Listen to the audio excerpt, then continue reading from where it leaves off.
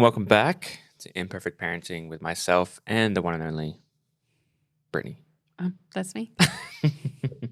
The author, the speaker, the extraordinary mother. Okay, if I get a chance to talk about you at all, this is what happens. I'm sorry. I just get carried away. You should talk about our meme here, especially going with brothers. I can think of many opportunities where I was in the doctor's office getting stitches, especially in my head. Mm-hmm. In response to this moment right here. Well, it's just a yellow square with black writing, and it says, "Let's see how high we can jump off stuff until we hurt ourselves," said boys. And all the mom boys went, it's true. These boys. I mean, I can remember Levi in our home growing up was the most notorious for climbing on things, being on top of things, and dangling from things. I think there's a story, I wasn't with them, but my dad took my brothers backpacking and they were having to, freestyle climb down this rock cliff like thing because they had hiked up to it and they couldn't figure out how to get back down because they were trying to get to this one spot, and so they had to shimmy down this granite face in the Trinity Alps. And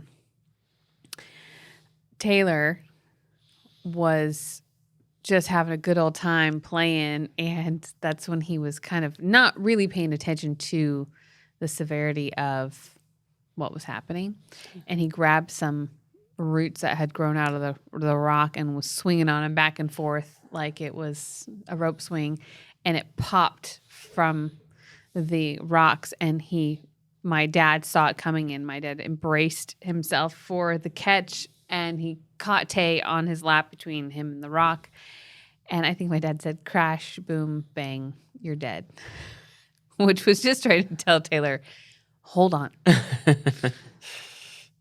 And so that feels accurate to boys are climbing on things. Lincoln's often, you climbed on the windowsill to put something on the Christmas tree. Mm-hmm.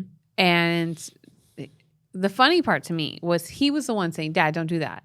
Dad, you're going to hurt yourself. Dad, don't do that." Probably because I was like, "Ben, what are you doing?"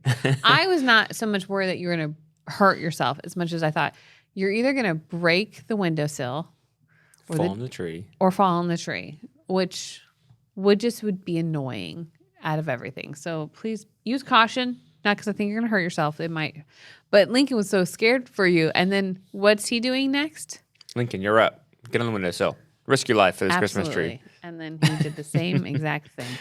I love it. So that's our boys. Yep. It's just hardwired in. It's just in there. It's just adventurous and want to test the limits. I love it. I do love it. It's a little scary to watch sometimes, and like, okay, that's enough, but it's in there. So today, we've talked to a couple of episodes now, Seth, and then last week, we would actually dive into boys and men, not boys to men, boys and men. That's the thing, though. That's the thing. Getting connected to the heart. Mm-hmm. I think it's just not a normal thing in our society, really, to teach young men to actually identify and connect to the heart, what's happening there. I think it's happening more and more, and we're learning.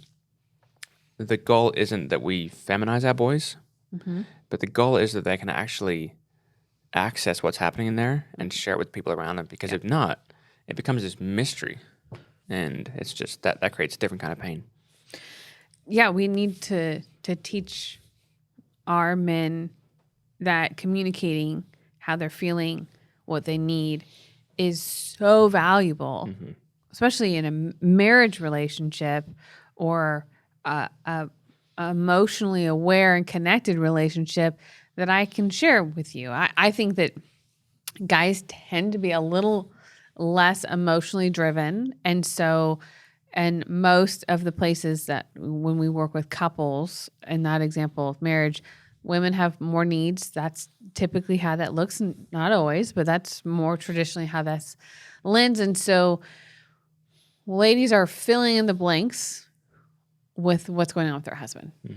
And part of that's is because the husband doesn't know. Yeah.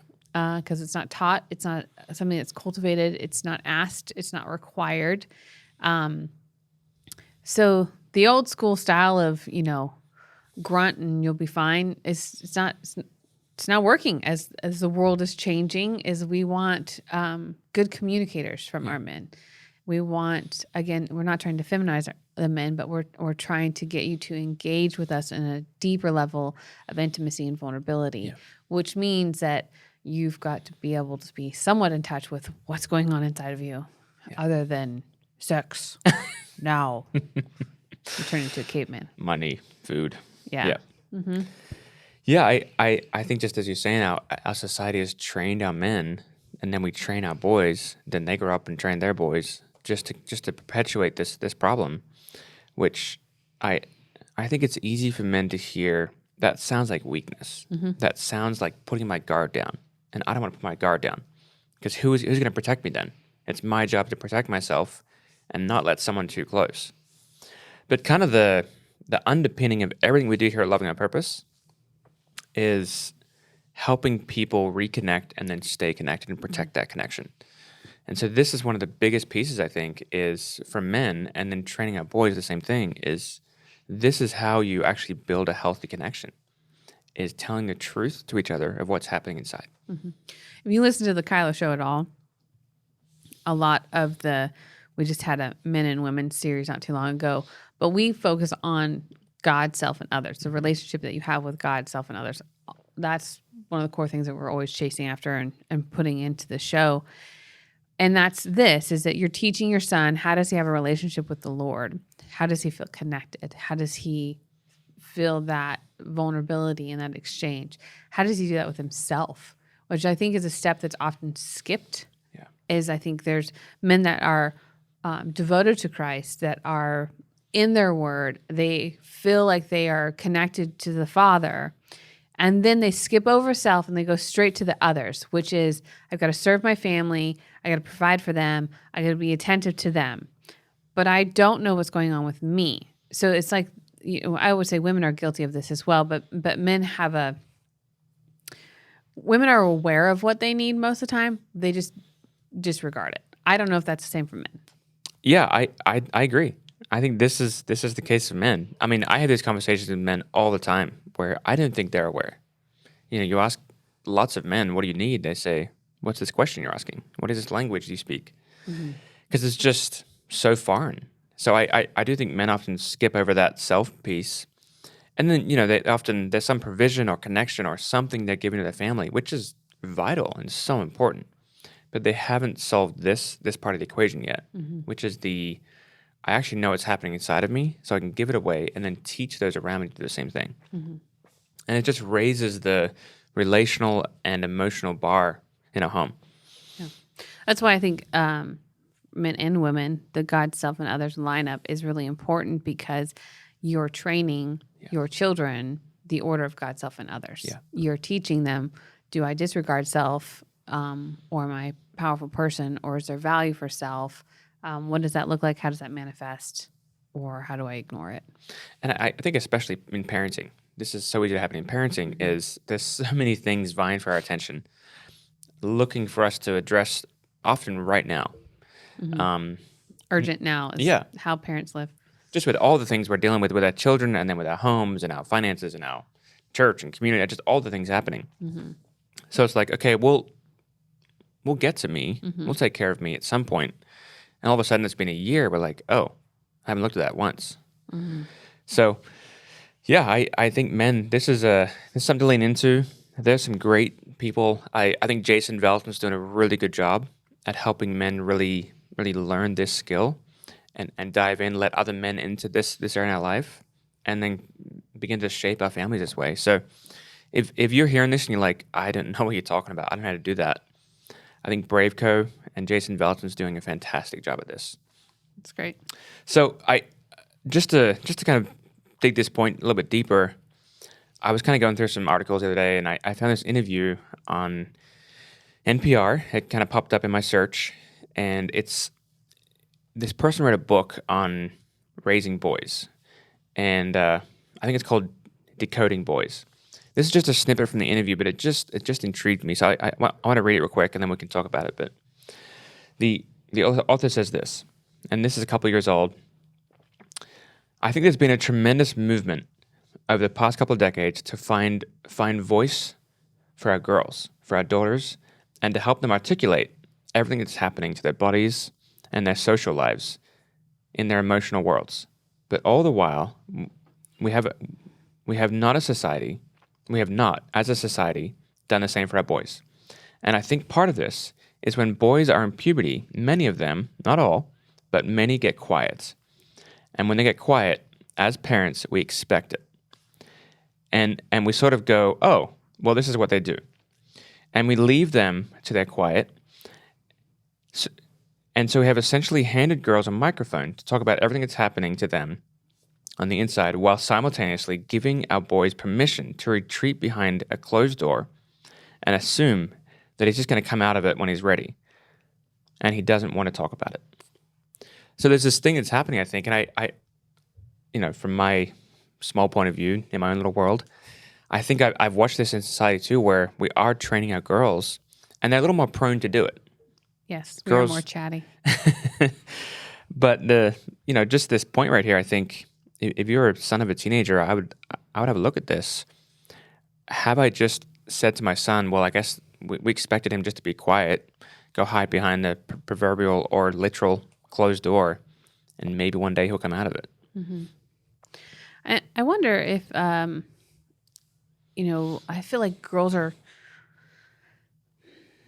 they're a curious being, that we're trying to find someone that's relating to us in our moment, in our story, in our process. So we're usually searching for that. So it might find in your peers or your family, but it feels like we're searching for that, where I don't know that boys have this same drive to find someone that's in the same spot as them, because society hasn't promoted it as something as acceptable. And I don't think that men and women will ever be the same in how they process this. And I think it would be a good thing. I think this is why being on a sports team or being in a community is so, so valuable for boys, because then it almost draws it out of them, this space.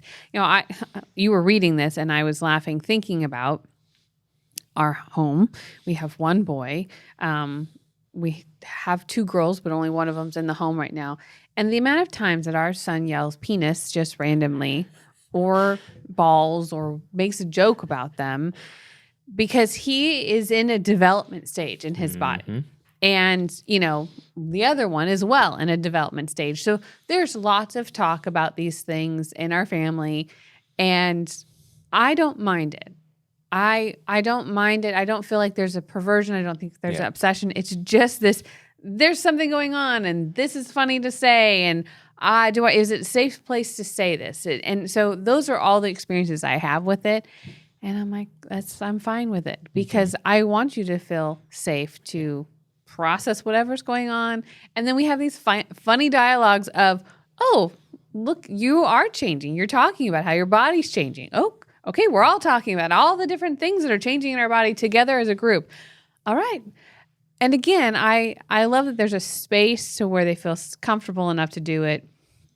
And we're not shutting it down because we're scared of it or uncomfortable about it. And, maybe sometimes it's time and place. Like, I don't remember where we were. I think we were shopping somewhere and Lincoln yells penis. I said, okay, maybe not in TJ Maxx should we yell this word out. I know you're trying to get a ride out of your sister, but let's do it in the car, So I'm fine, time and place. It's time and place that I'm looking at. But I think because there's just this space that we ask Lincoln questions and he's feels safe enough, there is more that he's more willing to talk about and process and things. Even him developing crushes on girls and talking through that, and how his sister doesn't like the girl, and then Adam's like, it's not that I don't like her, it's just that I'm picky and I don't like how so like, again, we're just processing all these emotions, and it's a place that we dialogue them, and they get to be on the kitchen table and go through them, and I'm like, okay, here we are. Great. I love it. Hey, it's Brittney here. I'm normally on the Kylo Show, yes, but I wrote a book I wrote a book for parents, but I talk a lot about moms. So if you're listening to this and you're a mom who's frustrated, who feels like you're failing, who feels hopeless in this game of parenting that we're in. So if that's you, mom, buy yourself this gift on Mother's Day. It's going to be worth it. So I hope that you feel blessed and encouraged by my new book, Imperfect Parenting. You can find it at imperfectparenting.co. I think there's that piece there. And the other piece I think about boys, which you kind of said a little bit, is I think boys often process this stuff when they get into an environment where they're challenged. So it's they get outside, they're required to think deeper than normal. They get on a sports team. Whatever the expression is for your son, it doesn't have to be outside. Mm-hmm. There's this book called The Men We Need. One of the subtitles is The Avid Endorsement. So his whole point is you don't have to be a wild hunter outside every 4 hours to be manly. Yeah. But there's opportunities that I think it's men shoulder to shoulder that often creates the rub that brings this stuff to the surface. So putting my son in opportunities where this begins to happen. Mm-hmm. He has his friend Judah that's just they're so connected. Mm-hmm. And he's like, this is my best friend. And Judah's like super athletic. Yeah. He's on like little pro soccer teams. Yeah. Lincoln does taekwondo. So Lincoln competes against himself more so. Judah's on a team, but they still are wired similar, and they're very close little friends. It's kind of fun.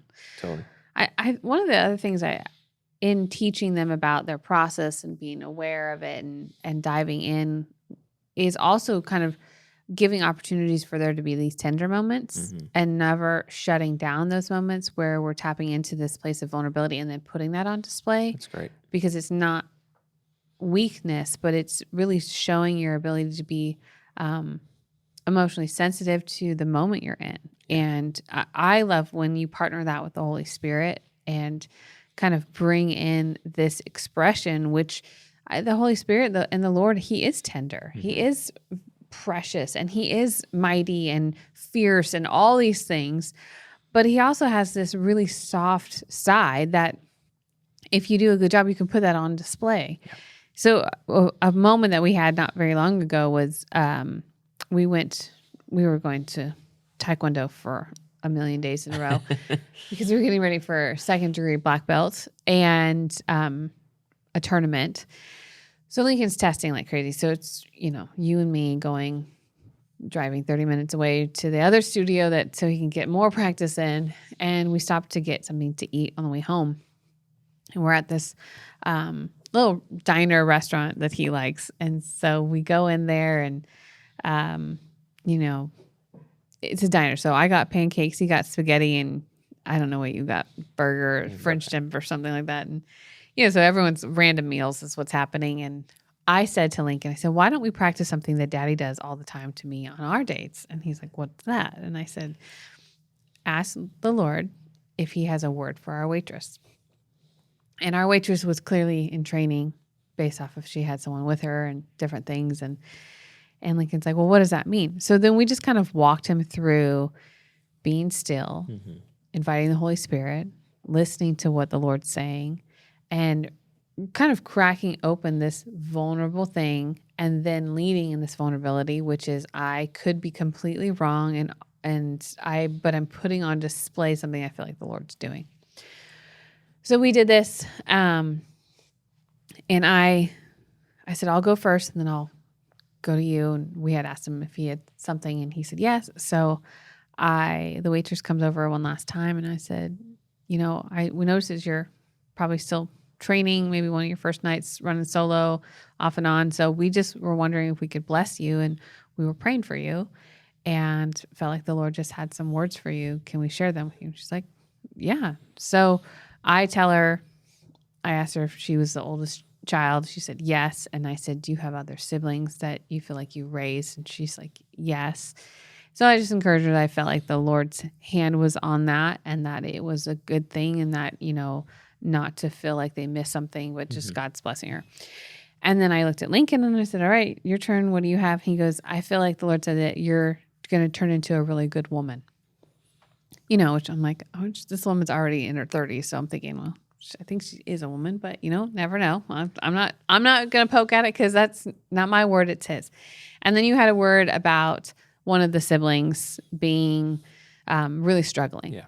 And it's a sister specifically. And she says, yes, my 16-year-old sister is really struggling. She's having a really hard time. So then we just prayed over her and she left. She asked for a hug. Then she left. And she's clearly like a little emotional at this point. She is emotional. She was very touched, which was fun. She leaves. Lincoln looks at us and goes, how did that happen? What did you do? And so that was really funny. And then the girl comes back with her aunt who got the job for her. Mm-hmm. And she's crying. The aunt's crying, talking about, you have no idea what this means. This is like perfect. This was amazing. All these things. So we're hugging again. Then they leave. We go to the bathroom. You talk to the aunt at the register. Yeah, I was checking out, and she just said, "You have no idea what's happening here." She just moved out here, and she comes from a really, really hard situation in Texas. She's moved out of California, mm-hmm. and she was going down a really bad road. Mm-hmm. And since being here, we're watching her essentially turn into a really good woman. Like mm-hmm. it's changing, and you guys came at the perfect time. She really needed to hear this, and she's just like cannot say thank you enough. Totally, this is beautiful. So it was just fun to see. So then we tell Lincoln that she almost verbatim said what Lincoln said. Yeah, and he's like, "How did that happen?" So we just got to expand his horizon of when you become vulnerable to the Holy Spirit and you just make room and you ask Him to come and speak through you. What happens? Well, since that moment, I think he's given 3 or 4 prophetic words to his friends. Yeah. On his own, he's just... He'll write a note. He'll write a note. He'll send an email to them. I mean, he's just tapping into this vulnerable space of connecting with what is the Father's heart and how are you using me, and then delivering this message, which I think just puts back on display this gift of when we teach our boys how to be tender and soft and have meekness, and then empower them to put it on display. Which really is the display of strength. Mm-hmm. The men get to feel, other men in our life, other women and people around us get to feel our strength because we're willing to be in that tender spot with the Lord and with each other. Yeah. And so much of this is just, I think if you're feeling resistance in this, probably lead with questions. Yeah. A lot of times parents go, how was school? Fine. And they feel defeated. Mm-hmm. And maybe, when I get home from work, I don't want 20 questions, though I might have them because I have children. I want to decompress. I want a chill space, and then I'm ready to reconnect. So if we bombard them in that space, you may not get the best of them. So it doesn't mean that they don't want to have a conversation with you. It just may not be the right moment. So when you pick them up from school, or they just finished school or something like that, maybe, or even a sleepover or whatever they did, if they're coming off of a high of lots of activity, maybe, hey, here's a snack. You want to watch a show together, or do you want to play Legos? Do some decompressing, and then look for that reconnecting, because you'll probably get more fruit from that conversation. Yeah. And don't get scared away when you get a no or fine or short answer. I would ask different questions to be like, how did your heart feel today? Was today a great day or a hard day? What was the best part of today? What was the hardest part of today? Yeah. I mean, you're just trying to pull out of them and teach them how to put those emotions on there. And the feeling wheel, we talked about that before. It's always a great resource if you don't even know where to start. But it's just practice, because we've been doing this for a really long time. So we don't get those fine, good. Yeah, we don't really get those from our kids. And if we do, we know, something's going on. We should lean in, because we've been practicing for a really long time how to have conversations that have depth to them. And I think typically children and boys, they're they're acting their emotions. They're behaving their emotions. And so that's kind of a flag. Like, okay, what's happening? This might be an opportunity to lean in and find out what's behind that. But if they don't mature or learn these things we're talking about, this just continues into their teens and then even adulthood. There's men walking around that are just behaving their emotions because they haven't learned how to access this. Yeah. So just the opportunity to begin to practice and look for places, look for men that you can send them to as well. Look for other men in their life, youth pastors and leaders and sports coaches and, I guess sports people. Sports people. Just to help create these opportunities for them to learn about themselves and how to interact in a deeper level. So it's a good conversation. I love this stuff. It's so fun thinking about our kids and even how we can keep growing as parents. We're always doing that. There's a question here. Can I throw it your way? Sure. All right. So when one sibling is relentlessly harassing another, do you usually call hassle time on this? I definitely have. I think I normally turn to the sibling that feels like they're being harassed and I say, are you feeling hassled right now? And they go, yes.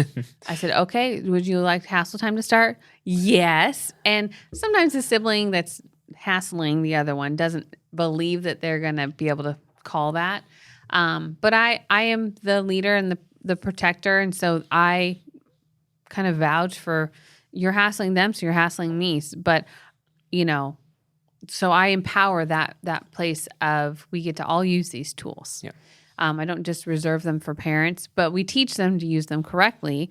And that's why I ask questions in that moment. So that was a while ago now, but I think, I'm not sure who it was, if it was the girls. I think it was the girls. It could have been Lincoln because he's totally a little brother. But one of them was hassling the other one. And so they started hassle time. And they had to do the other one's laundry. And so that was, I think it was Lincoln and Addie, which Addie was like all about it because she loves being clean and keep things going. So she was all about someone doing her laundry and folding it and bringing it back to her. She's also ex-service kid. So because it was just this pestering. And, I had said, I'm not having any fun listening to your sister, but she was doing a good job trying to set a boundary and he just wouldn't stop. Yeah. And so that's when I asked, are you feeling hassled? Yes. Would you like him to start hassling? Yes. And he kept going, for enough time. And then I think she said, just so you know, Lincoln, the last 10 minutes, you owe me hassle time. And so then I think he kind of clued in because I said, she's right. And by the looks of that laundry basket, that's a solid 10 minutes worth of work. Yep. And so then he stopped. But we have a history of hassle time, so it wasn't the first exposure to it. I wouldn't recommend it being that in the first exposure. Maybe you can co-labor together with the child and say, hey, I'm feeling hassled, but actually you were really hassling them. So what chore would you like your sibling to do and trade for this? So that's another way you could take the approach, but definitely. Yeah, I think just the thing I would add is, the learning lesson, the opportunity to learn of how you're being experienced. It's no fun. Yeah. Hassle time is really helpful for that. Totally. I think the other piece maybe to visit on the backside of that calming down, asking the hassler, the one doing the hassling, is there something you're needing from your sibling? Yeah. Because it's often the younger sibling, not always, often the younger one, wanting some attention or some time. And they realize I get attention when I keep poking you. So I'm just keep poking you. Stop poking me. No, I get you. Yeah. It's not great attention, but it's attention. So if we can begin to teach them at the right time, right age, are you needing something from your sibling? Because if you are, there's a different way to do that. Yeah. And there's been times where, Adeline and Lincoln do this very much. And Lincoln's hassling Adeline. And we go through this process, but we realize it's Adeline that's withholding instead of, and so saying, I think your brother needs something from you and he misses you. Have you asked him that? Because that might make this go away. But it's usually not in the moment. It's later. So good thoughts. Awesome. Great job. All right. Thanks for joining us. We'll see you later.